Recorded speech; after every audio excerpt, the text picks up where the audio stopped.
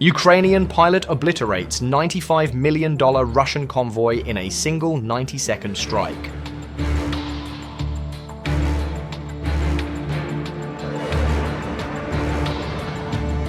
Today, Ukraine delivered a decisive blow that erased a Russian armored assault valued at nearly $95 million, stopping a battalion-level advance before it even began. A single Su-25 frogfoot pilot, operating under intense electronic warfare, intercepted a Russian convoy that believed heavy rain had granted them immunity from air attack. Instead, Ukraine turned that weather window into a precision strike opportunity. In less than 90 seconds over the target, the pilot destroyed 12 armored vehicles, crippled 6 more, and eliminated the next day's offensive. The mission illustrated how timing, reconnaissance, and determination can derail an entire operation. The sequence began at the first confirmed moment the threat appeared.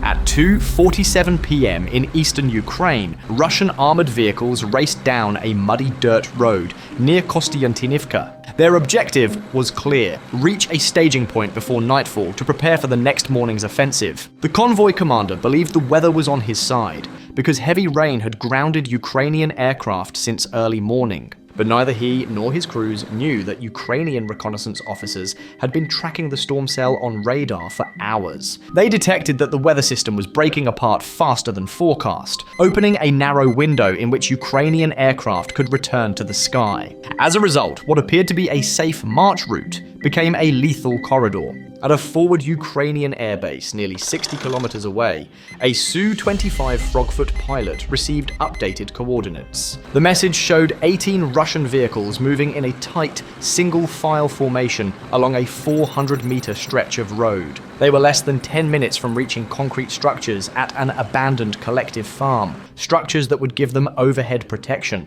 Once inside that cover, they would be nearly impossible to strike by fast-moving aircraft. The mission was simple in wording, but complex in execution. Destroy the convoy before it reached safety. The Su-25 was configured for attacking soft and lightly armored targets. It carried 8 S-8 rocket pods, providing 80 unguided 80mm rockets, along with 2 FAB 250 general-purpose bombs. But the pilot knew the vehicles he would face included more than tanks and troop carriers. 2 BMPT Terminators, one leading the convoy, one covering the rear, were positioned specifically to counter air attacks. Each Terminator carried dual 30mm cannons, AG-17 grenade launchers, and Ataka anti-tank guided missiles with an effective range of 8 kilometers.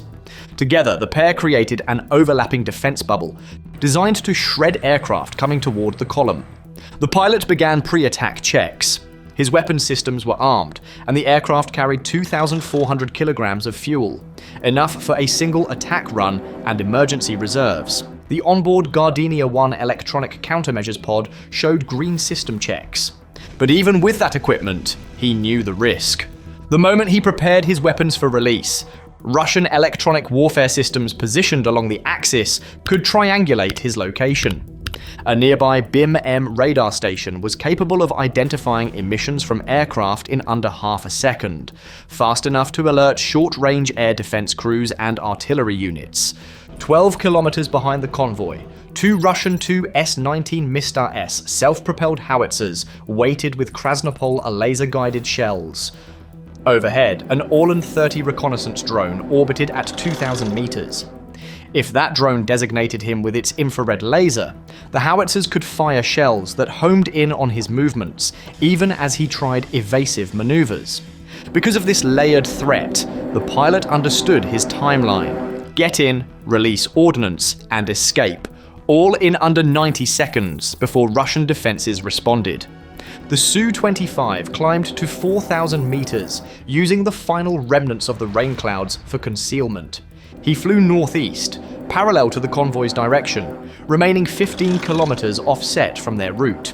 To Russian radar operators, his profile looked like a routine patrol, not an approaching strike aircraft. Visibility improved rapidly as the storm cell dissipated. Through his targeting optics, the Russian column came into view. T-72 tanks, BMP infantry fighting vehicles, BTR armoured personnel carriers, and the 2 Terminators scanning for aerial threats. The vehicles were now barely 2 kilometers from the abandoned farm structures. The pilot knew this was his only chance. He rolled the aircraft inverted and began a 30-degree dive from 4,000 meters, accelerating beyond 600 kilometers per hour. This was a classic Soviet attack profile. High-speed dive, bomb release at 1,500 meters, then a sharp pullout. But the moment he started his dive, Russian defense systems detected him. The BIM-M radar locked onto his emissions. The Orlan 30 swung its camera pod towards the thermal glow of his engines. His threat receiver blared warnings. Multiple radars were tracking him, and launch indicators were active. He now had under 60 seconds before surface-to-air missiles filled the sky. At 2,500 meters, he activated the bomb release interface. The targeting computer calculated speed, angle, altitude, and the convoy's velocity. Indicators turned green. The vehicles stretched across the muddy road like targets on a range. The lead Terminator's turrets shifted upward, preparing to fire. At 1,800 meters, he released the first Evasive 250 bomb, then immediately released the second. The bombs dropped away cleanly, their onboard stabilizers adjusting for aerodynamic drift. He did not wait to see their impact. His left hand activated the countermeasures sequence. Dozens of chaff bundles erupted behind him, forming a dense radar-disrupting cloud. Magnesium flares, burning at nearly 2,000 degrees, shot outward to mislead infrared missiles. The Terminators opened fire. Their dual 30mm cannons unleashed rounds with programmable airburst fuses. Shells detonated in patterns intended to create walls of shrapnel ahead of the aircraft. Dozens of tracer lines arced toward him. The pilot pulled into a high G turn, rolling left while dragging the nose upward. The Su-25 groaned under nearly 7 Gs, but the airframe held. Known as a flying tank, the Frogfoot could absorb punishment that would destroy lighter aircraft. Shrapnel pinged off his tail section, but his controls remained responsive.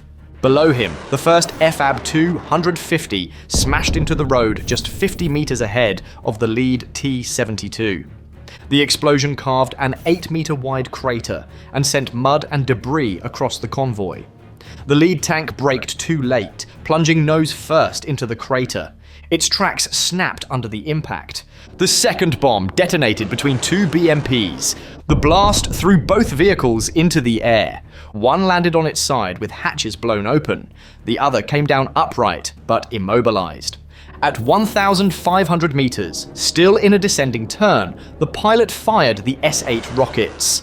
80 rockets shot away in rapid salvos, streaking downward in white smoke trails. The unguided warheads struck across a 100-meter zone. A BTR took multiple hits to its engine block, erupting in flames. Another rocket hit a BMP's ammunition compartment. The resulting detonation blew its turret free, sending it spinning into the road. Smoke and debris filled the battlefield. The Terminator at the rear attempted to track him through the chaos, but burning vehicles and exploding ammunition created interference. Its targeting computer could not lock onto the aircraft through the distorted visual field. The pilot leveled the Su-25 at 800 meters altitude, hugging the terrain as his threat receiver turned into a continuous warning tone. 8 kilometers behind him, a Tor air defense battery completed its firing solution. 2 9M331 missiles launched, accelerating to Mach 2. Their time to impact was under 20 seconds. The pilot released more chaff and flares, then dove for the deck. At 200 meters altitude and over 700 kilometers per hour, he used terrain masking by weaving through valleys and ridges. The Gardenia 1 pod generated false radar returns. The Tor missiles struggled to maintain a lock. One missile overshot and self-destructed. The other followed a cloud of chaff into empty space. Russian artillery attempted to intercept him next. Krasnopol shells rained down, tracking laser reflections from the Orlan 30. But the Frogfoot's rapid course changes prevented accurate prediction. Shells exploded behind him, striking empty stretches of field. 90 seconds after releasing his weapons, the pilot crossed back into Ukrainian-controlled airspace. His fuel gauge read 1,800 kilograms, enough to return to base with reserves. Over the radio, he confirmed his ordnance release, 2 bombs and 80 rockets. Reconnaissance drones relayed the aftermath. The 400-meter road segment where the convoy once moved was now a line of destruction. 12 armored vehicles burned or lay shattered. 6 more were damaged, but potentially recoverable. Crews abandoned their positions, running into drainage ditches and tree lines. The lead T-72 remained stuck in the crater. BMPs smoldered, ammunition cooking off in secondary blasts. A BTR burned uncontrollably, sending a column of black smoke 100 meters high. The 2 Terminators survived, but were crippled. One had its optical systems destroyed, while the other's engine compartment was punctured. 3 vehicles attempted to escape off-road, but immediately became stuck in rain-soaked mud. Their crews abandoned them.